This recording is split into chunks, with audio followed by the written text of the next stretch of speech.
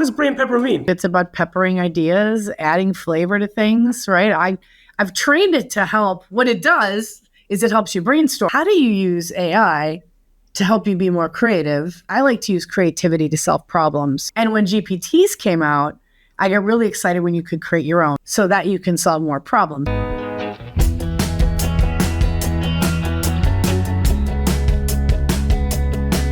Welcome to the What's Appening podcast. I'm your host, Paul Murphy. This season, we're interviewing GPT creators. What's Appening is brought to you by 3 Advanced. It's a development team that turns prompts into products. And today, our very special guest is Janet Barker-Evans. She is the creator of BrainPepper, is what it's now called. Yes. Janet is an adjunct professor at DePaul University. She is creative officer at Abelson Taylor Group, a Chicago-based agency that specializes in healthcare. Janet, thank you for coming on the show. Thanks for having me, Paul. It's great to be here. Well, Janet, the reason why I'm so interested in talking to you is because you're in the agency world similar to ourselves, but a slightly different sort of focus, obviously in vertical. But you've been a creative director. You're a chief creative officer. You're the creative person. Tell me about your story, your story in AI. How you got playing with GPTs. What excited you about this revolution we're going through? How did you get here? How did you get to appear on this podcast to talk about a GPT? Yeah. So I've always been I've always been a tech person. Like I lean into things. I've always been an early adopter, and back in my career, I've done some of the first mobile websites, some of the, coding when I kind of came out of school and stuff like that. So I've always leaned into technology. And even when NFTs were big, I want to build those. I want to know all about it. Right. And when GPTs came out, I got really excited when you could create your own, because now it's like the robots. It's the robots that can work for us, right? How do you have one that can work for you? How can you, when I learned about training your own GPTs, it's like, okay, wait, I can train it on things and it can do what I want it to do. And for me, it's all about I like to use creativity to solve problems for clients and for the world. How do you use AI to help you be more creative so that you can solve more problems, right? There's a connection there. So for me, it was all about how do I create something, GPTs in their own are great, but how do I train something that can help me be more creative? You got a few GPTs, right? It's not just and again, I think it was called Brainstorm Buddy when I first reached out to you because I came up. Okay. So right. Here's the news on that. Okay. There are 1,000 Brainstorm Buddies. And so when you ask the GPT to come up with a name for itself and it wants to name itself Brainstorm Buddy, that sounds great. And then you realize there's 1,000 Brainstorm Buddies. And so then you say, well, that's not very unique. And, we were connected, Paul. I had posted an article about my first GPT, which was Chat Radish. Yes. And so I asked Chat Radish what to name it. And she suggested BrainPepper. So that's really it's funny. It speaks a little bit to, I guess putting all your, trust in the AI model or the GPT to, help you out and be your second brain. And really, like, what is it? It's there to spark your creativity. It's not there to replace it, right? It's there to boost it. Yeah. So you like the BrainPepper name better, huh?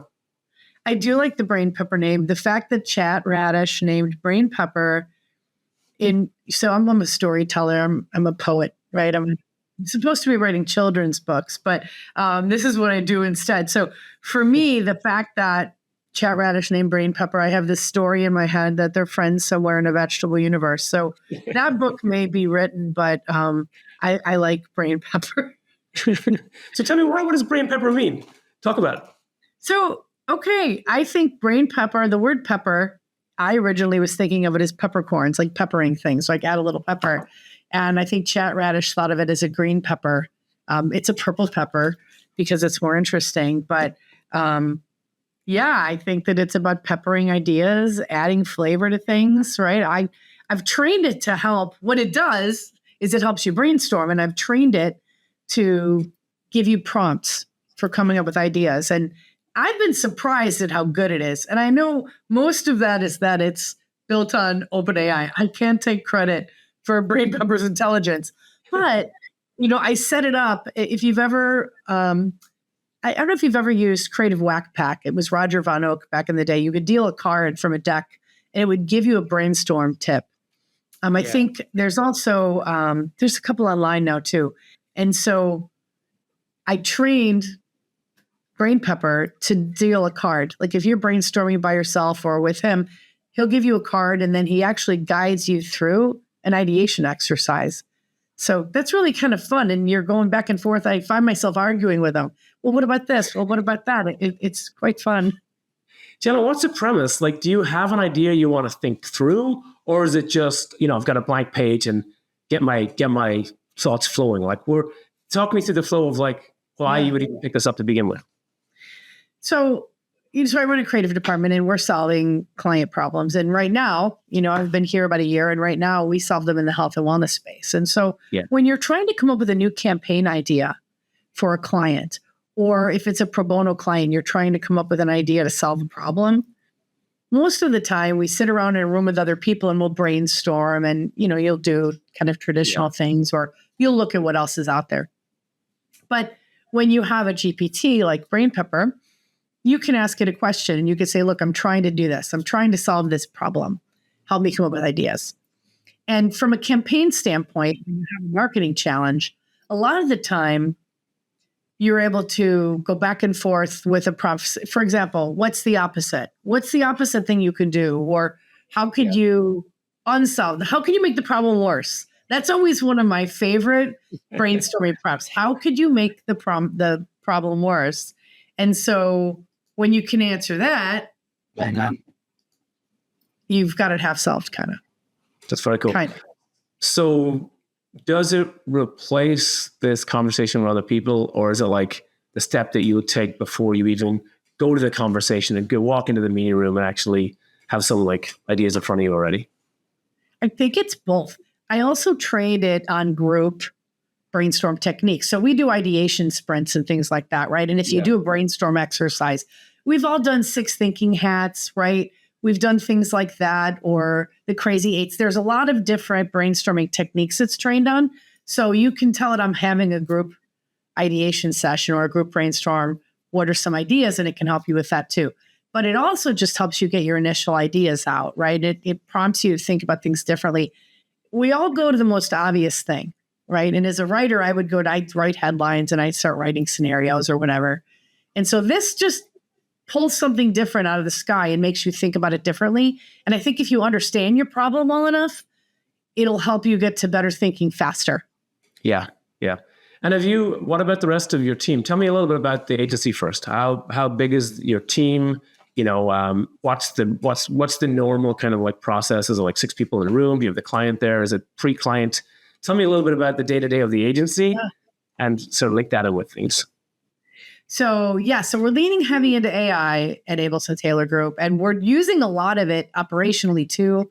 We're on Microsoft, and so we've been talking about building co-pilots, which is co-pilot can be a GPT. We had a big meeting last week on that, and how can we take some of these things and build them internally where we can train it on our own data. So imagine we have a bunch of research on a client's population. Maybe it's the client's patients or the HCPs they work with or consumers if it's a consumer good. And we can feed all that research in and pull on that. So that's a great use case. We're just at the very beginning of that right now, Paul. We're just starting to dip our toe into that. A lot of us are building these outside, and we have a program here we call it Sandbox, where once every couple of weeks we get in a room with our laptops and we just try stuff. We try Gen AI, we've tried video AI, we just get in a room and hands-on sandbox, play with it and learn it.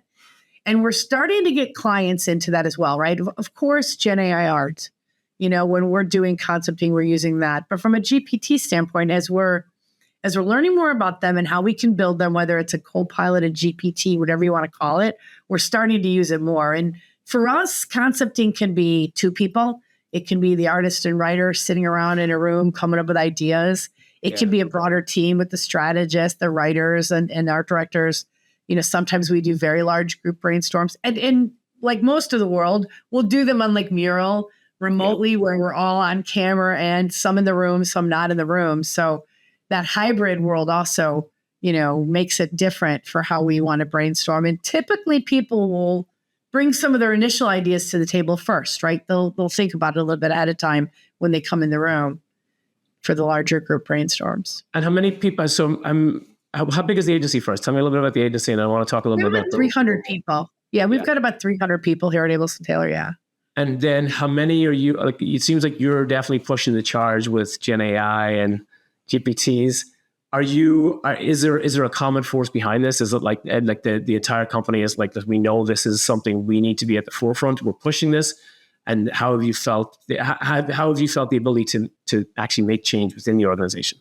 Yeah. So I came here to make change, and it's been great. Right. I'm part of the SLT, the senior leadership team, and we're all committed to that. My partners in crime are all committed to it too. We've talked a lot about using AI operationally.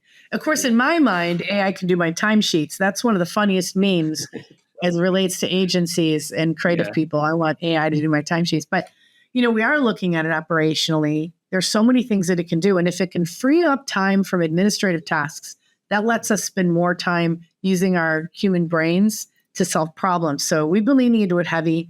Our head of IT, Amr, has been building relationships with our Microsoft friends to help build some of these co-pilots that we want to build. Like I said, we met last week and I was geeking out. I'm like, I can't wait to get in there and start building some of this, right? So, but we're leaning into it heavily across departments. Our strategy and research teams are leaning into it. We use everything from like Waldo. Of course, we use OpenAI stuff. We're using Runway. I mean, all the production department, creative department, everybody's been going crazy on it, just like most agencies are. So we're leaning in heavily, and our clients expect it, right? Of course they expect it. And I know there are a lot of pockets where people are afraid of it. And we're not afraid of it. We're comfortable being uncomfortable with it, right? As I say, we want to make a lot of mistakes fast. And so we learn the road, right?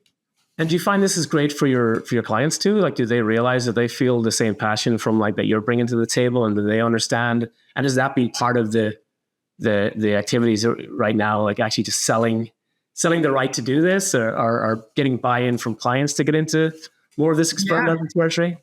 Yeah, and in the pharma space, things are more regulated, so of course there's a little bit more risk aversion. Yeah. And what does it mean, and how are we safe, and all that kind of stuff. And some of it,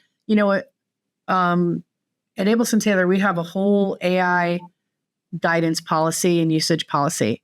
And so we spend a lot of time making sure we have the governance in place. Yeah. Because that's the one thing you see other people get wrong. It's like, no, we have to have the rules established. Clients need to know it's safe, their data's safe, all that stuff. And I think for clients, it's a fascination. For a lot of them, it's like, how can we use it? I don't quite know how to use it. I hear it's important. I know people talk about it. I don't quite know how to use it. I don't quite understand what it can do. Last week, I was explaining to a client that, look, we could put all this research in there. You can ask it questions. I like to talk about it like a robot, like Chat Radish. I just sit down and ask Chat Radish questions, right? We can name it. It can have a personality, right? It'll know everything about your patient population. It'll know everything about, your drug. It'll know everything about your doctors. It'll know everything that you know. And if you think today, you have to go dig all that out. You have to go find those things and remember who knows it, and then have conversations. And this is a way, like, you could just go to it and ask questions, right? And from an effectiveness standpoint, right? I built another GPT called Hugh, and he's a medical copywriter, and he's got all this knowledge in him. And it's like, you can ask him, is this a good message for a cardiologist treating this disease? And he'll come back and say, well, based on this and this does sound good, or this could strengthen it. So a lot of those things are going to help us get places faster. Yeah, it's been exciting for us. We've been working. So we build, I don't know how much you know about 3 Advanced. We build products and apps for startups generally, but it's really allowed us to get creative and improve user experiences, input, output. Like the old idea before that you have to fill out a form is dying. There's help now. Someone can interview you and translate that into the data it needs to be. But also little things like offering up suggestions as to content that's appearing in the app, and offering like as simple as like asking a question every day. Anything like or coming up with different ideas for like the app drivers to engage with their customers.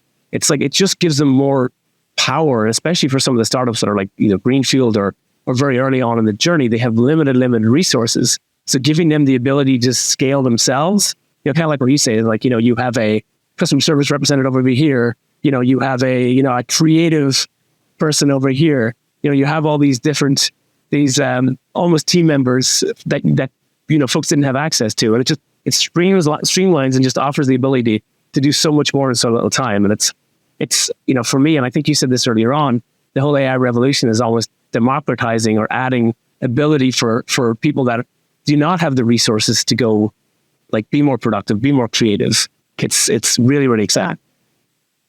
And if you think about, if there's a question, you're like, I know we have that answer. I know we have that information. I know we did their research, right? Or I know I saw something on that. Things like that, especially for startups.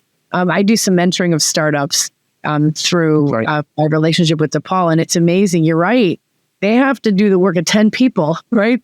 So having any kind of an AI assisted, tool is going to be great for them. All the stuff you don't want to forget.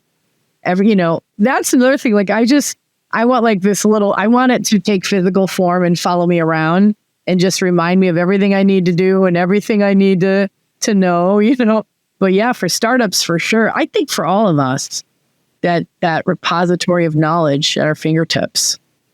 Certainly, and this goes for, you mentioned governance and policies. The first time I think we used ChatGPT within operations at 3 Advance was to update policies that were PTO policy. Yeah. Bullet points haven't been revised in a few years. One of these things we pushed off. People know the rules, but they haven't been defined fully. And it's listen, just help me put this together.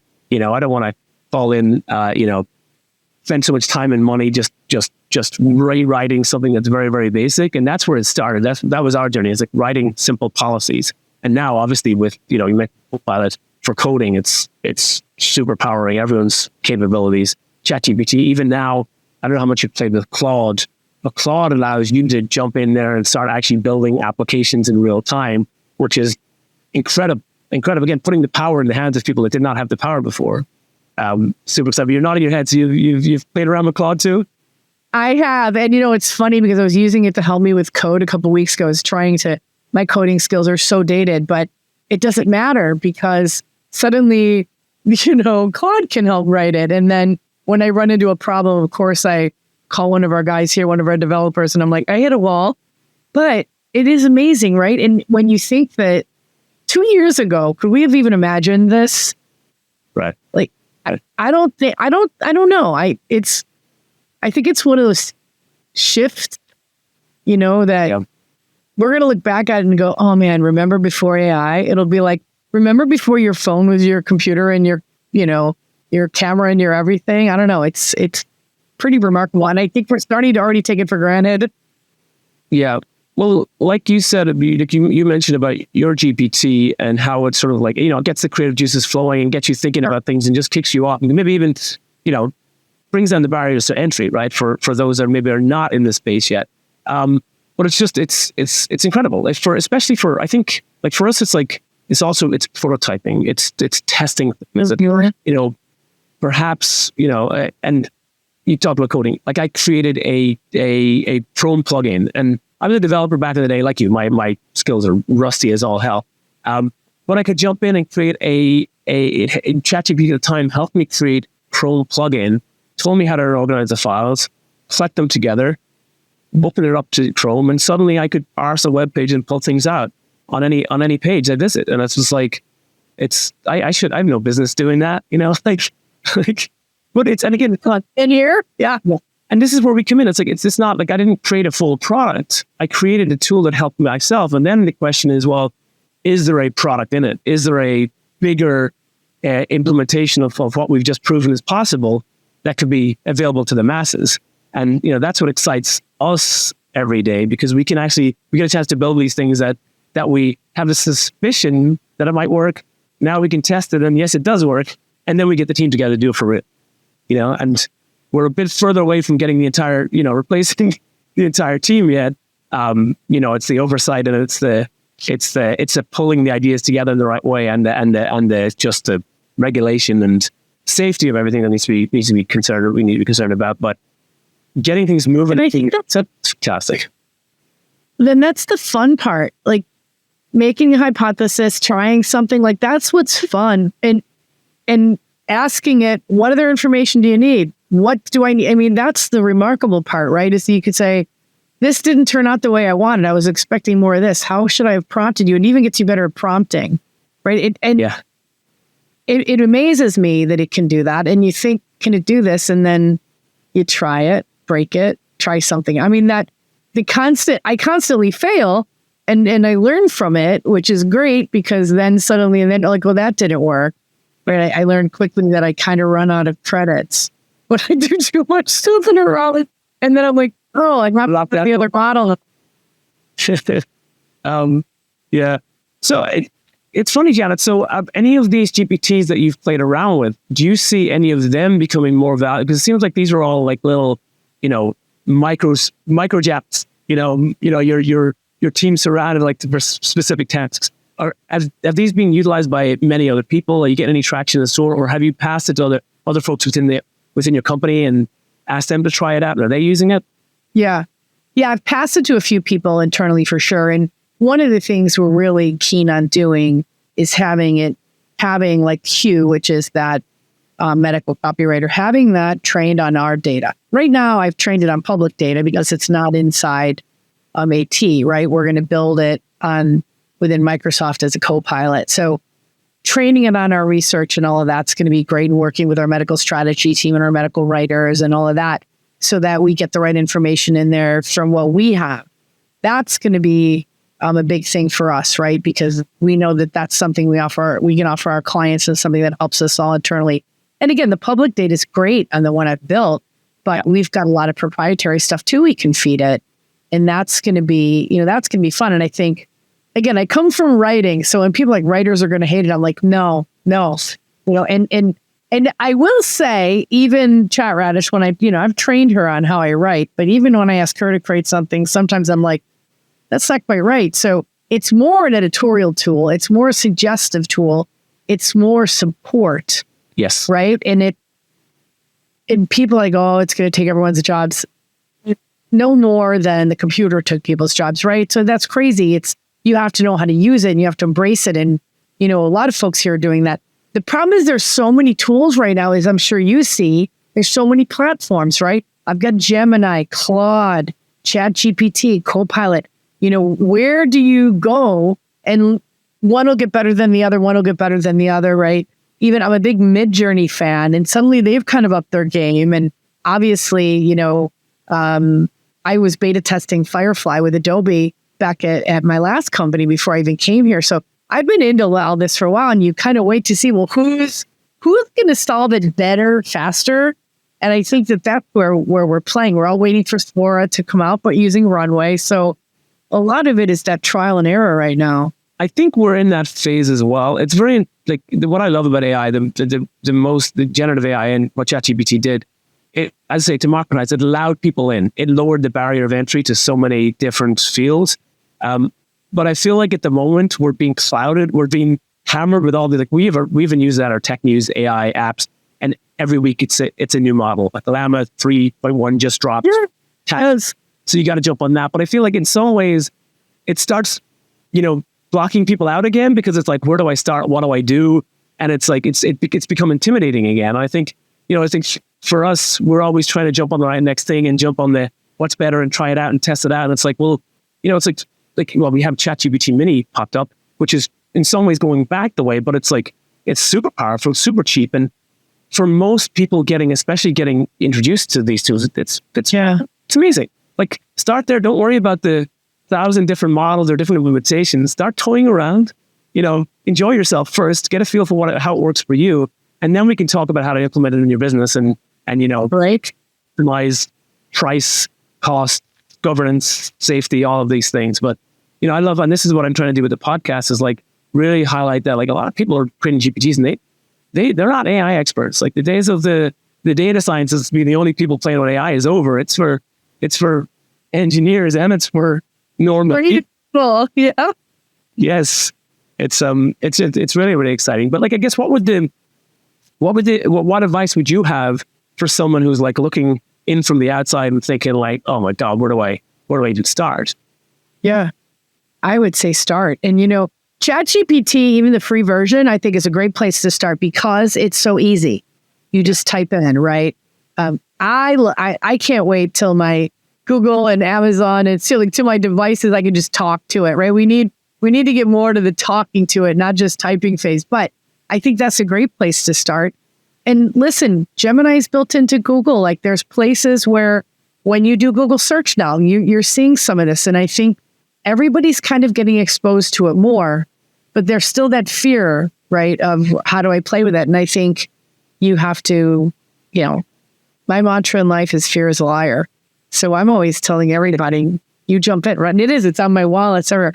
Like it's a liar. Like you let it go, just jump in and do it. And when technology is early, you can't do it wrong, right? You cannot do it wrong.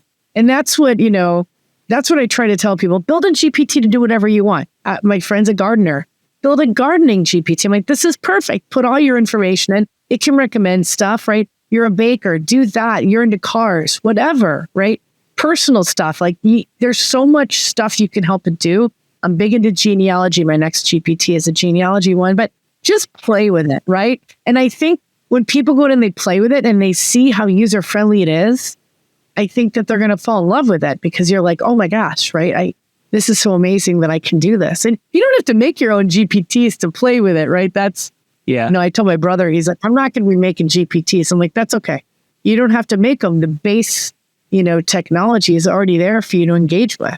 Yeah. I think a lot of people, I think they're kind of afraid of it. They think that it's as you said before, like it's not replacing you. And again, like we talk about, in your world, as I'm sure as well, like there's the 80-20 rule, it's like, and when that last 20% is worth a hell of a lot. Like the amount of time that goes into that last 20% is way beyond 20%. But ChatGPT, it doesn't get you all the way there.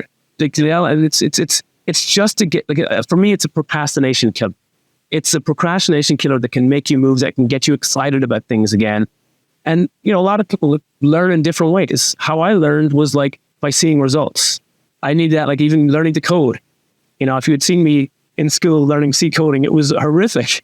But I started coding using this Dreamweaver back in the day that would write awful things. But I could see very quickly, it created something for me. So suddenly I had something like, wow, I pat myself on the back. I created something. I didn't created it. But I wasn't finished. It got me moving. And then I looked underneath the surface and kind of improved and reworked and took what I needed from it and moved on. In the same way, it's like, it's not getting you to 100. It's getting you well on your way so that you can take the next step. And, I love the thought that it's a procrastination killer. That's fantastic. And like you, I get so excited. Like when I use BrainPepper, I'm shocked at how it actually helps me come up with ideas. Like at first it was a lark. And because, build something. Does it work? Does it not? And then I was like, you're actually pretty good, And it was surprising to me because of its randomness, because of a lot of things. It's like, I don't know where to start. Okay, well, you cannot start and procrastinate, or you can just sit down. And then you do get excited. And I'm like, oh my God, I never thought of that. Holy cow, I never thought of that. That's unbelievable. And it's kind of like being in a brainstorm with people where somebody says, how about we do this? And you're like, yes. And then, but you get there faster. But I love that it's a procrastination killer. I think you're absolutely right. You just start talking to it. Tell it what you're trying to do. So, Gavin, I got to ask you, what is your unpopular opinion? Or do you have any insights of where you think things are going, both specifically in agency world or in the wider AI landscape? What do you see happening in the next few weeks, months, years? As relates to AI, I think as clients get to understand it more, clients are going to want things faster and they're going to want to pay less for things because they're going to believe that the time isn't required, right? Well, if you can do that with a GPT, then why am I paying 3 copywriters?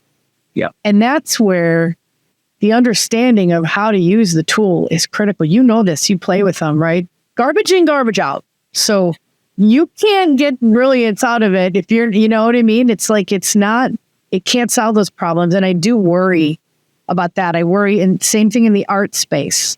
We're able to create things and this has been going on for a while, right? We can create things that look so real and clients like would just use that. Well, but there's a better way to do that, right? We would actually want to shoot this. We'd want to hire a photographer. Yeah, but that looks okay. So I worry that these are going to be seen as cost savings, time savings, instead of a catalyst to better ideas, instead of a catalyst to better work that's going to be more impactful. Because that's the magic for me. We're going to relate more to your consumer, or your patient, right? Or your doctor. We're going to talk to them and tell them a story visually and through words that engages them better, that helps them better, that provides a better outcome. That's the magic. But I worry that as they start to get in, they're going to go, well, wait a minute, this should cost me less. This should cost me less than one. This should take long. I give you 2 days and $20. So that's a worry. That's a worry, I think, that the entire industry has. Not so much that it'll replace people, but that clients will see it as an efficiency play and not as an effectiveness. Yeah. Well, it's funny. There's, the clients that want the cheapest, fastest thing immediately, and there are those who value more. Like, we're not the end users. We're certainly not the cheapest developers, and development in my world, has got more commoditized over the last, before AI came along, it was very competitive to build an app. Everybody can build an app, but are you building the right things? It brings, I think, Darren's my CTO, and he's sort of like, he had this, it's just shifting where your focus is. He talks about like the cost of development itself for us certainly has gone down, but that's where we fill the gap with product and strategy. And it's like, these are not airy-fairy words. These are, there's no point building something unless you're hitting the right notes, that it's focused on the right audience, and that it's, using both the tools and the techniques you need to employ in order to be successful. Just the app, well, there'll be plenty of just the app, and the app store is already full of millions of apps that have no users. So it's like, you can either stand out from the crowd and create a business and have a successful impact and for your clients, or you can do the cheapest way and just fire it out. And we're going to be inundated, right? We're going to be inundated with crappy content because of that. Absolutely. Oh my gosh. And we already are. We already are, because just because you can create the proliferation of things that aren't meaningful, and, for us, it's about the human beings we're trying to connect with, right? And that can't be so easily replaced. And it reminds me a little bit of, I'm old enough to remember like when websites were all just kind of exploding. And, I did some of the first websites, and I remember a client said, my son just graduated college. He knows about that internet stuff. He can build it. And you're like, your son studied engineering. So what does that have to do with your consumer for this product? And I think that there'll probably be some of that. My son knows AI, and I think that there'll be a little bit of kind of downplaying that until they recognize that it's the tool. It's not, it's not going to do everything for you. And you have to have that empathy for the human beings. Think about that consumer experience, right? All of the things, to your point, the strategy, the thinking that only the human beings can bring, the empathy. And that's what you can't automate. So, Jana, what's the next steps for you, either in your GPT creator role or creative officer role? Like, what's next? What's coming? Yeah, well, at Abelson Taylor Group, we are doubling down on AI. So we're going to start building co-pilots. I love the phrase co-pilot. I thought it was just a Microsoft-only word, but it's such a cool word for a GPT. And co-pilots can be GPTs. They don't have to be GPTs. I'm learning all that. So next time we talk a little more. But we're going to be doing a lot more of that. Like, we're looking at how in operations we can operationalize with AI. We're certainly in creative and in messaging and in strategy and in research and in creativity. We're looking at how we can use these things. Our production team is looking at what we can use video. One of our producers gave a talk last week just about how far in the course of a 2-month project AI in video had come from when she first did it till it's changing while we're using it. It's getting better while we use it. And so we're leaning a lot into that for sure. And, talking to clients more about it, investing in that, investing in tools that let us get access to our data and our research and all of that faster, that help us improve our messaging. And then personally, I'm going to keep building GPTs. I'm having so much fun with it that, So BrainPepper probably won't be the last thing in the garden, and everyone's welcome to use BrainPepper. He's public, and you can go in there. He'll deal you a card from his deck to help him up with ideas. Well, I'm interested in the genealogy one too. I mean, we were talking earlier about Americans and the Irish connection. So the genealogy one is sparking my interest too. Yeah, absolutely. Well, that's a fun one. I've been doing genealogy since I was a kid.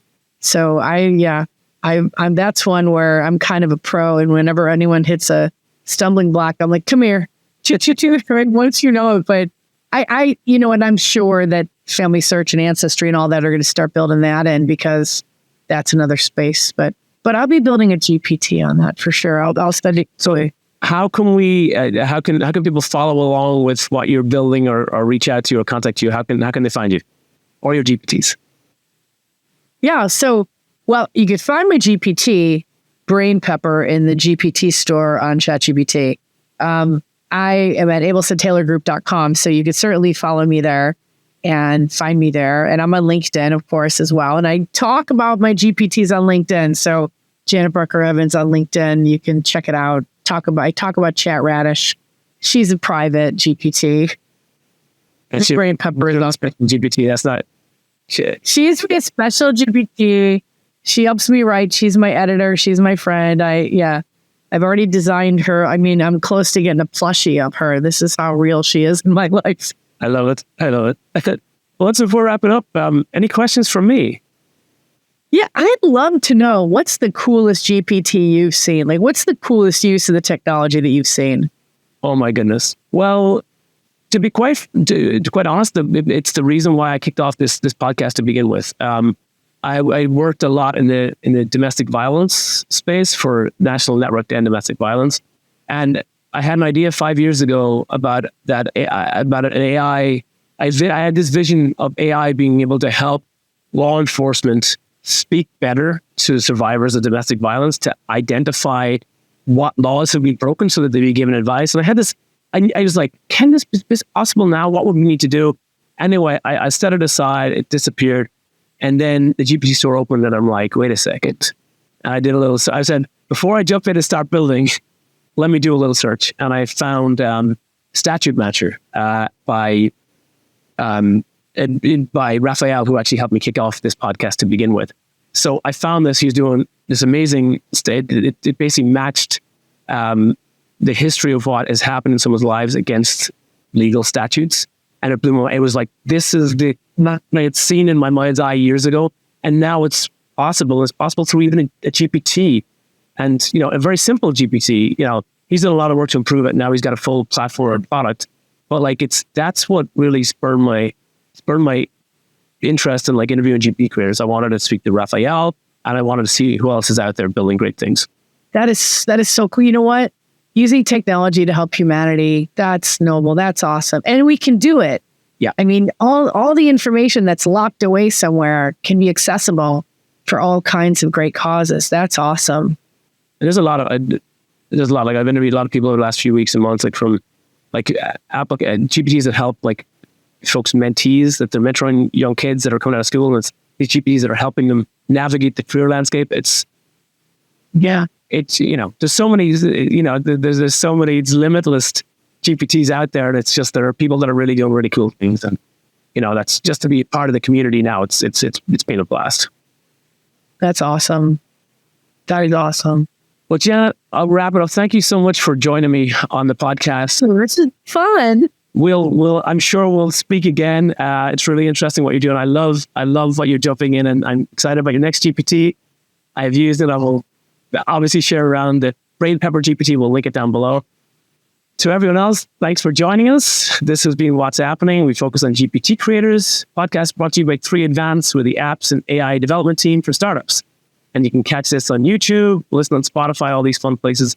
And don't forget to sign up for our newsletter. You can sign up at whatshappening.tech or go to 3advance.com. It's weekly tech, AI, apps news. We got memes, we got a little bit of humor, but it helps us and everyone that reads it keep up with the things we talked about earlier, Janet. All the news that's happening in tech, just distill it down so that folks understand. It's called What's Happening. So Janet, thanks again for joining me. We'll talk soon. Thank you. Have a great rest of your day. Thank you. And that's a wrap. Well, we just wrapped up our final episode of this first series of What's Happening. I interviewed Janet, who was incredible. I love Janet's spirit. I love that she jumped straight in as creative officer who's all about the GPTs, all about the AI, all about innovation, and had a great conversation. Now, altogether this season, it was a blast. I had so much fun. My highlight was probably an interview in Thailand. Tyler Miller from California. He's out of LA. He was my favorite conversation. So if you haven't seen that episode, go back. Honestly, check out all the episodes. I think there's been a recurring theme of folks that are getting into tech using AI as a gateway to open up opportunities and to help others. I've said this many times over the last few weeks and months. I think AI and GPT specifically have unlocked creativity and opportunity for these folks that maybe didn't have the opportunity before to be techies and to influence the tech world. And I'm seeing that. So it was like so much fun to interview everyone. But we're wrapping up the season. And the season, as I say, was dedicated to GPT creators. While next season is going to kick off again in a few weeks, we are focusing more broadly. We're going back to our roots in terms of, what the podcast even named. The title of the podcast is Adventures in Apps and AI. Sure, that includes GPT creators. It also involves some of the clients that we work with at 3 Advance, some of DC's finest entrepreneurs that I've got to know so well over the last 15, 20 years in the business. There's a lot of people that I'd like to talk to, get them on this podcast and share their stories. A lot of really, really exciting stories coming up. So I don't want to give too much away right now, but stick around, sign up for our newsletter, go to what'shappening.tech. Subscribe. You'll get notifications of the new podcast season when it kicks off. If you're interested in becoming a guest, please get in touch with me.